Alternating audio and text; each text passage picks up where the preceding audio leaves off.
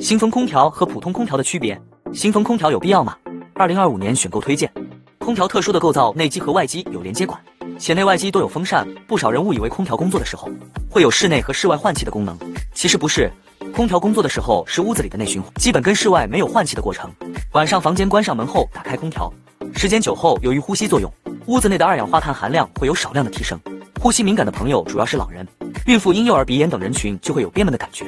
大家常听说的，打开门窗呼吸新鲜空气，保持身心健康。但开空调的时候打开门窗，空调的冷气会流失，于是空调升级，平衡冷气的流失和新鲜空气引入的问题。近几年带来了新风空调，它可以引入室外的新鲜空气过滤后进入屋内。常开空调，希望有更好的舒适度，更健康的使用环境。选择新风空调确实是个不错的选项。今年选购基础款的新风空调，关注2款。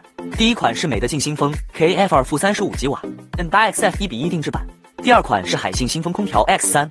升级款的新风空调推荐关注美的空气机大 1.5 匹新风空调 KF2-35 吉瓦 T3。我是王古来金小家，分享家电选购知识，或者你还有想了解的内容产品的品牌和型号，欢迎关注，在评论区留言，下期讲解。